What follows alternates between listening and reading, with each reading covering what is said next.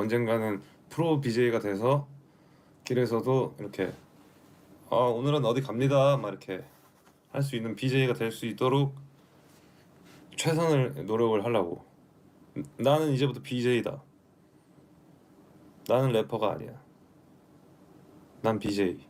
그가 형량을 채우고 나오기 2달 전 인스타를 통해 전한 옥중 앨범 발표 소식은 힙합 팬들의 다양한 반응을 이끌어냈습니다. 기대된다, 절대 안 듣는다, 마음에 걸리긴 하는데 들어볼 거다, 듣고 싶지만 참는다 등등 그를 둘러싼 논쟁이 더해진 깜짝 앨범 예고에 각양각색의 의견이 쏟아졌죠. 사실 뭐 이런 상반된 반응이 나올 수 있었던 건 뱃사공이란 래퍼가 남긴 음악적 성취가 그만큼 남달랐기 때문입니다. 애초에 커리어가 애매한 뮤지션이었다면 옥중 앨범 발표 같은 시도는 별다른 관심조차 못 받고 외면당했을 거예요. 그러나 뱃사공은 래퍼 개인으로서도 여러 집단의 일원으로서도 준수한 작업물을 꾸준히, 그것도 업그레이드 시켜서 차례로 발표해왔습니다. 때문에 그의 신보 소식은 어찌됐건 큰 관심을 불러모을 수밖에 없었죠. 특히 쇼미더머니랑 거대 플랫폼을 끼지 않고 돈이 없으면 그냥 없는 대로 꼴리는 대로 사는 캐릭터를 앞세우며 힙합신 비주류와 주류를 자유롭게 넘나든 행보는 그를 설명할 때 낭만이란 키워드가 왜 따라붙는지 명확히 보여줬습니다. 그렇게 이 센스에 이어 한국 대중음악 역사상 2번째로 나온 옥중 앨범은 기대와 불신, 호기심과 거부감이 뒤섞인 복잡한 감정을 불러일으켰죠. 일단 가장 먼저 시선을 사로잡은 건 가사였습니다. 비로 들리는 음악은 잠시 떼놓고 그가 당시 처한 상황에서 어떤 생각을 갖고 있었으며 또 어떤 태도를 견지하고 있는지에 대한 원초적인 궁금증 때문이었는데요. 근데 뱃사공은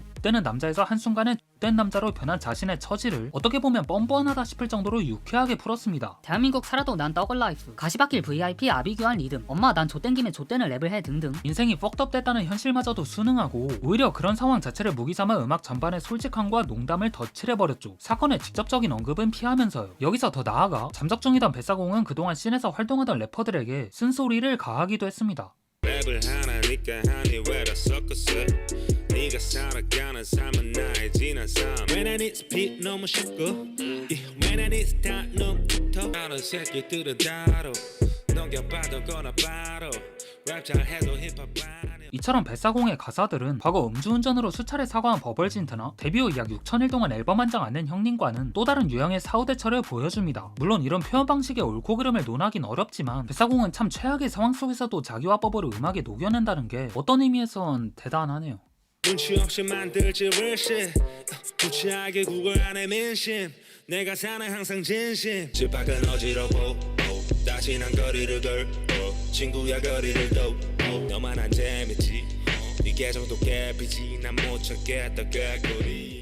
이번 앨범에서도 두드러지는 점은 뱃사공의 랩 스타일 변화입니다. 이전까진 분명 칠한 바이브를 기반으로 여유로우면서도 타이트한 플로우를 구사하며 마치 눈구렁이 같은 쫀득한 랩을 선보였죠. 또한 능숙한 라임 설계와 함께 자연스러운 스토리텔링을 녹여내며 한 명의 이야기꾼으로서 확실한 존재감을 드러냈고요. 근데 미스터 퍽에서 뭐랄까요, 그냥 쿨하게 뱉는데 집중한 것 같았습니다. 톤도 한층 차분해지고 플로우도 보다 직선적으로 바뀌었죠. 하지만 이러한 변화가 실패로 이어지지 않은 건 여전히 견고한 라인 구조와 뱃사공 특유의 리듬감이 단단히 버티고 있었기 때문입니다. 그리고 프로덕션적으로는 같은 크루원인 요시를 중심으로 뱃사공의 새로운 스타일에 맞춰 제공된 특정 샘플 소스를 활용해 곡의 분위기를 잡고 날카로운 드럼 비트를 깔아 뱃사공의 랩을 한 단계 강화했죠. 그래서인지 이전과 같은 분위기의 봄비 2, OMG 정도를 제외하면 뱃사공을 구찌아이스 같은 느낌으로 만들어준 것 같았고요. 더 받으러 from my life 내 이름처럼 from my life.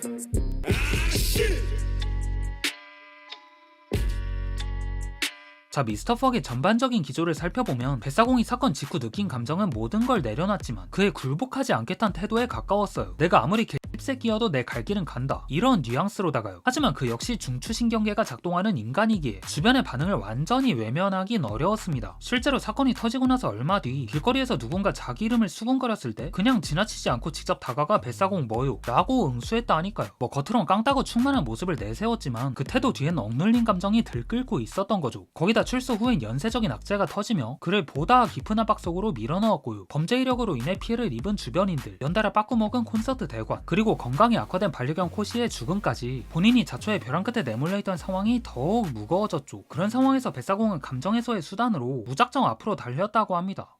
지금 시간 6시 56분. 난 지금 뭐 하고 있냐고? 뛰고 있어.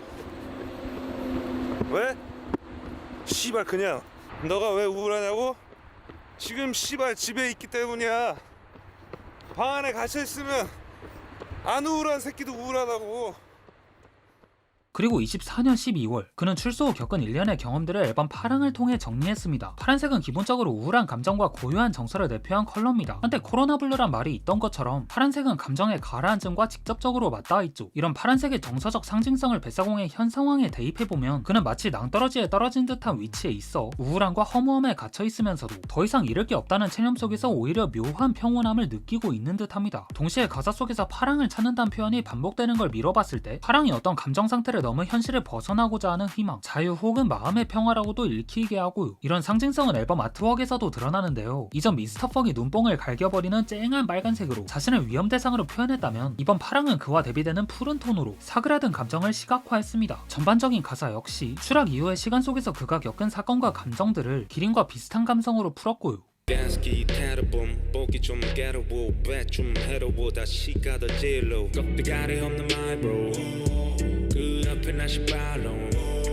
찰칵하고 난 번지 깜빡이는 변개 바깥이 가는 번개 누가 와 물어봐 그래 맞아 찍어 한점 잘가 안녕히 다시 누워. 하지만 코시를 위한 추모곡 미앤마이독처럼 특정 컨셉을 바탕으로 설계된 트랙을 제외하면 대부분의 곡들이 유사한 가사톤과 비슷한 무드로 전개돼서 트랙 안에 뚜렷한 개성을 확보하진 못했어요. 거기다 플로우도 큰 틀에서 반복되는 편이라 전작 미스터 퍽에 비해 청각적 재미도 다소 줄었고요. 때문에 본작이 과거의 감정과 사건을 정리하는 데 목적을 둔 앨범이었다 하더라도 임팩트가 반감된 건 아쉬웠습니다. 이처럼 그는 짧은 시간 내 공개한 2장의 앨범으로 사건 이후의 감정과 입장을 일정 부분 다루는 과정을 마치고서 곧바로 복귀와 관련된 움직임에 나섰죠. 그중 가장 눈에 띈 건 개인 방송이었습니다. 돈을 많이 벌면 네.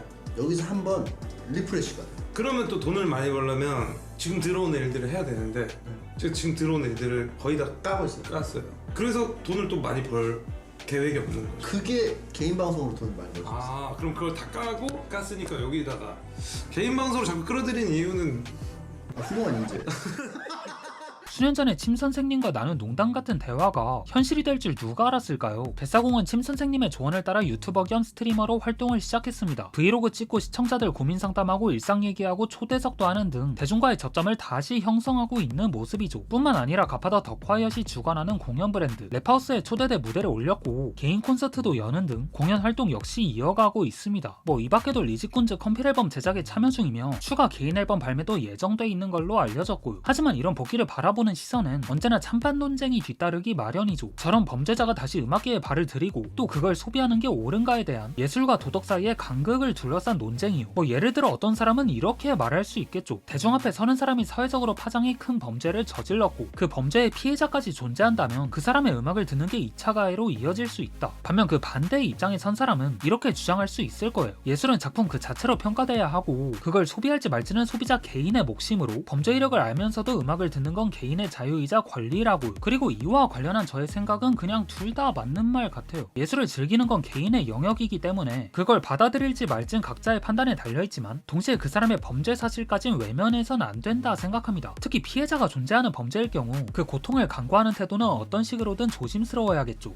정리를 하자면 작품이 지닌 그 가치는 인정하되 창작자의 행위를 래퍼니까 그럴 수도 있지 이런 식의 맹목적인 옹호는 지향하는 게 리스너로서 신을 바람직하게 즐길 수 있는 방법일 것 같습니다. 네, 그럼 이번 영상은 여기서 마치고 전 다음에 올게요.